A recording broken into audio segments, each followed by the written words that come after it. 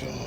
Oh, wow, look at the lights come on. Look at that light, man. Look at that. No, that wasn't part of the deal. I didn't know it was going to do all of that. Wow, that's cool. Hello, everybody. We are here with Mr. Tim Trapp, and he is a survivor of addiction, and he's been sober now for 21 years. Cool. June 1st. Yep. June 1st. Wow, cool. Going on 22 years. In a roundabout way, yes, sir. All right, so would you mind telling us a little bit how you came to recovery, what got you to surrender? Yeah, sure.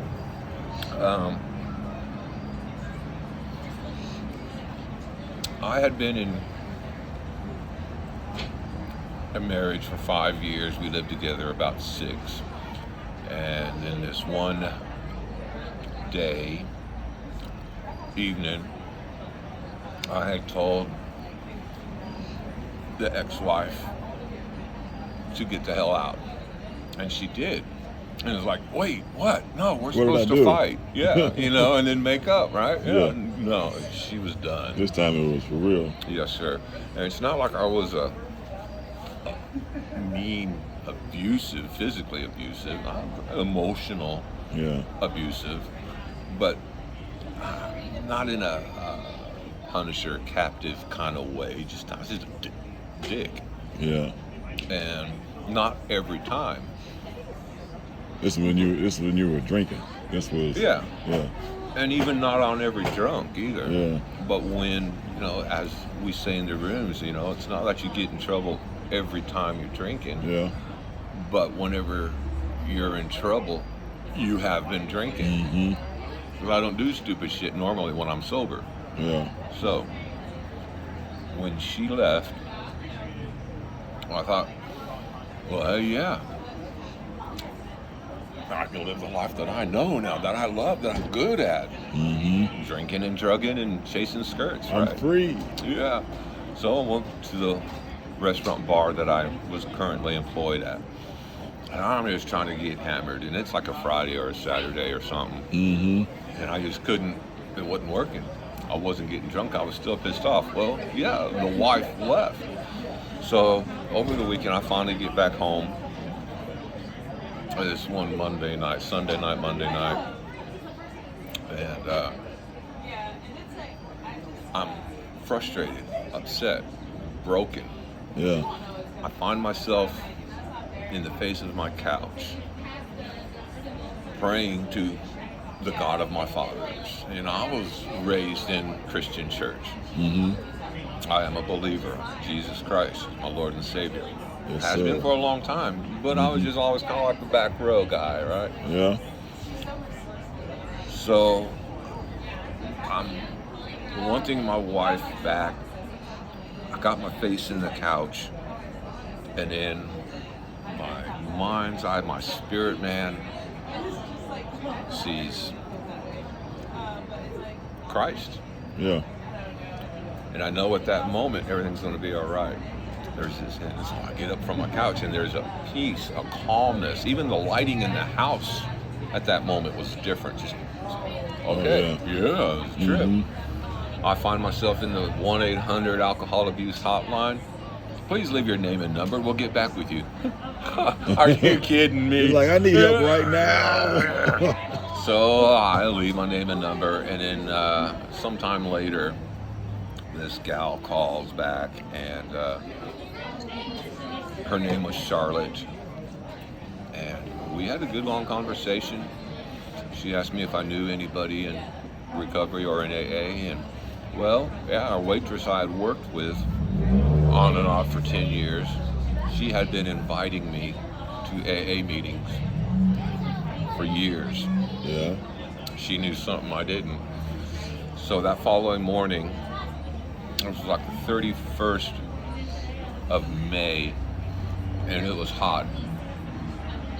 She showed up at the restaurant at like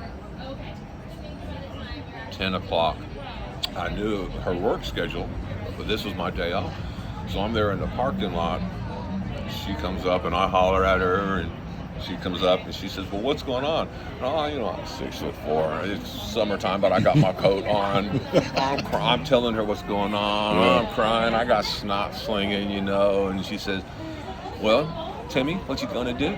I said, I don't know, Mer. She says, well, Timmy, what you gonna do? She was pretty wily. She could call me Timmy. I think I know who this is.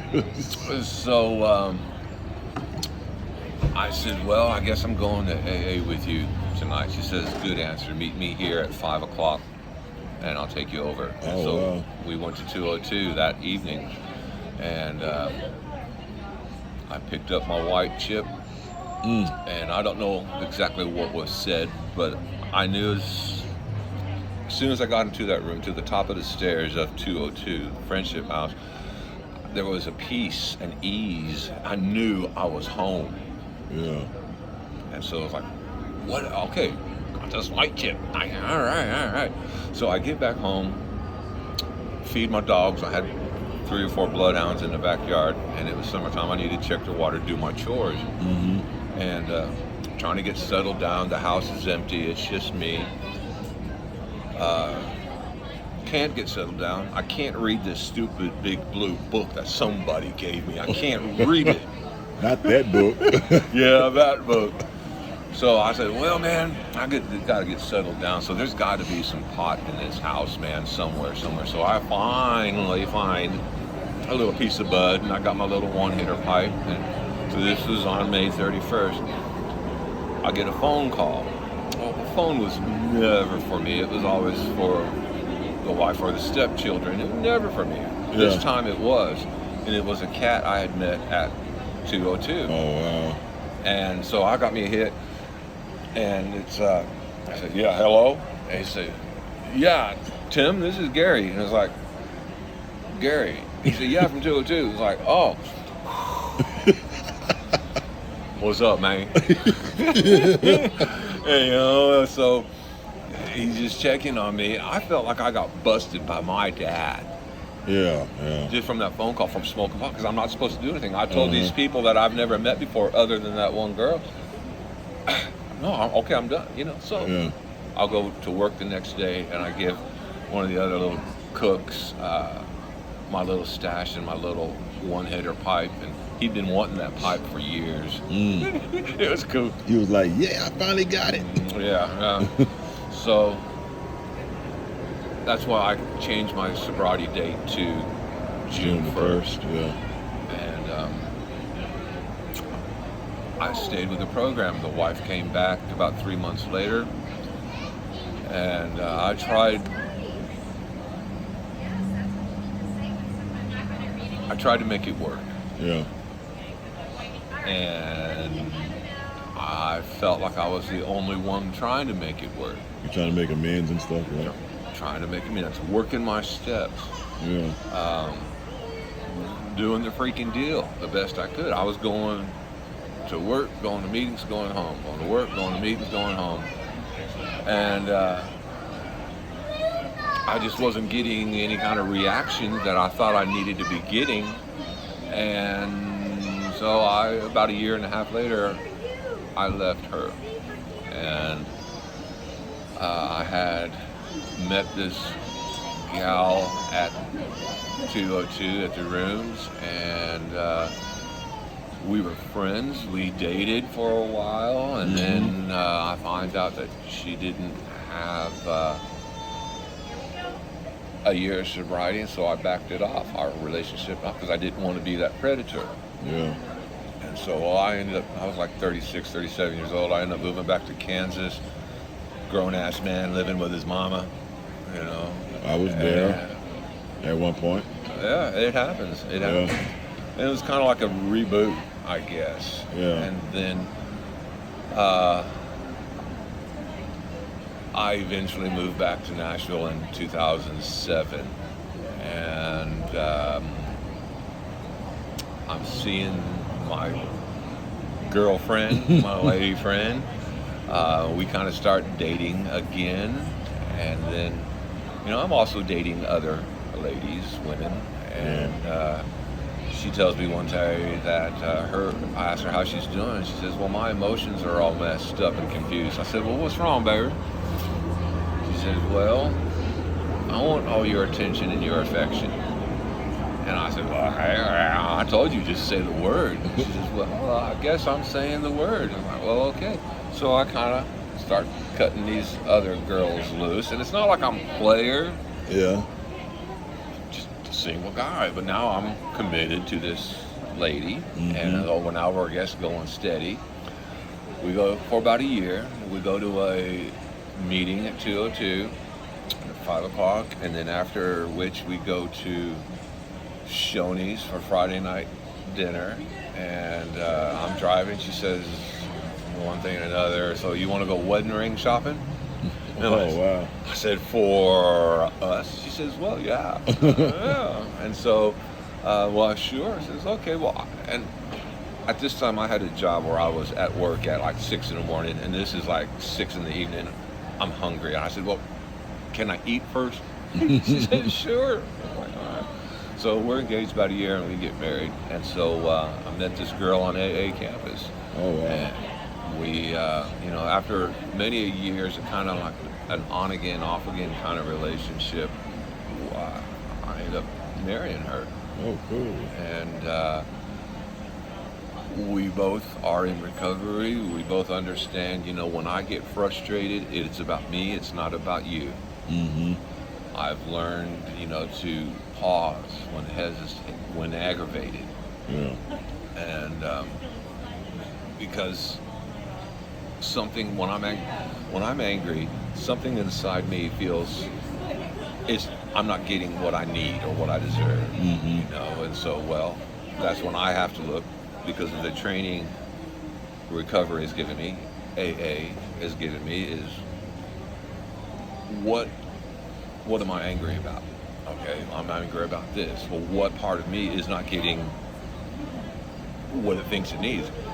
What is the root cause of this anger? Is it anger? Is it pride? Is it lust? Is it gluttony? Mm-hmm. Those 7 deadly sins. And so, we're talking 20 years. There's all kinds of different stuff happening. I'm trying to keep it kind of condensed for you, bro. No, I get it. And we just celebrated 9 years marriage. Oh, wow. Congratulations. And thank you. So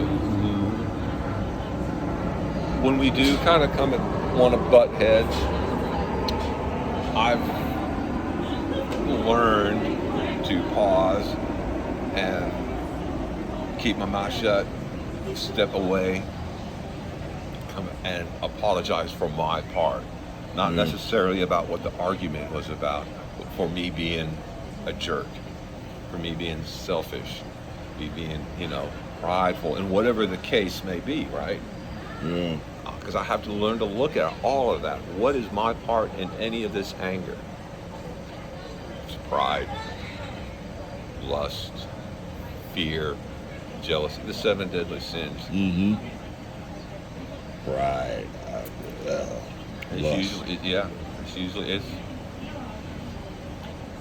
It has to be about me. My sobriety is the only area in my life that I have the right and the necessity to be selfish. I have to look at my actions, my statements, and everything I do. So I start getting too big for my britches. My pride gets too big. I think I got all this by myself. I can do all this. I start edging God out, the ego, edging God out. I have to stay plugged in, and the program of recovery has given me the tools and how to stay plugged in. Oh, yeah. And it's worked for me. Amen, brother. Well, I sure appreciate you sharing that. Sure, that's man. an awesome story, man. Everybody doesn't make it out or get a second That's true. chance. So. And that's kind of one of the fascinating things about going to meetings and the fellowship. They say meeting makers make it. Oh, yeah. And years and years of going to meetings and hearing that, you find out what happens when they stop praying, when they stop going to meetings, they stop interacting with the other drunks, because there's something about picking up that phone, talking to another person in recovery, and knowing that they have that same kind of twisted mentality. Oh yeah. You know, I feel like we feel a little more passionate, love and anger and this and that. We want everything when we want it, but I necessarily can't have it, and I don't care, but I want it. But you know what I'm talking about and how I feel when I call you. Now, I can be a deep faith in the church. I can be a real close partner or friend with a pastor or deacon, but my inner man does not know that that pastor or that deacon has got the same mental twist as I do with somebody in the rooms of recovery. So when I speak something crazy or off the wall, well, I feel like I'm just going to stomp her head in. Well, that church guy is going to say, well, no, turn the other cheek. Well, you know, sometimes just talking about wanting to stomp somebody's head in doesn't mean you're necessarily going to go do that. That's just how you're feeling at that moment.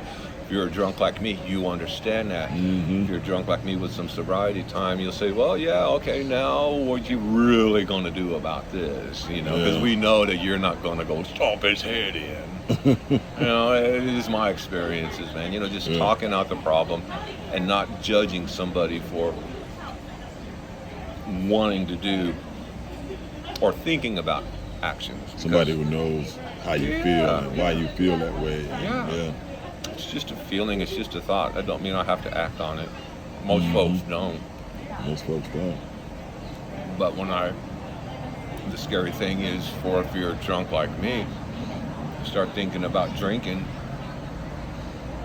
time and time and time and time again, you're going to pick up.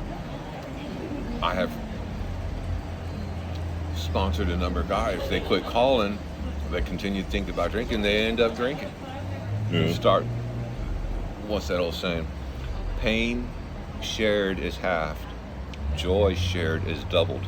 So when I'm in the middle of my emotional meltdown, be it the anger or the fear, I'm sharing it, I'm giving it less power. And then tomorrow when I call my sponsor and say, yeah, everything worked out, I didn't drink today, I'm not in jail, things are beautiful, I can even tie my own shoes today. These are good things. I can drive on. I remember what I did last night. Right. I know where I parked. I got keys. You know, I don't, it's cool. Not worrying about what I did. Well, I better let you get to your burger. I know this. Well, I appreciate the interview, Tim. And sure. More than welcome. And congratulations again on the anniversary and the AA birthday. Appreciate that, bro. All right, brother. Thank you, Wally. Good to know you. You too. Love you, man. Love you, bro. All right.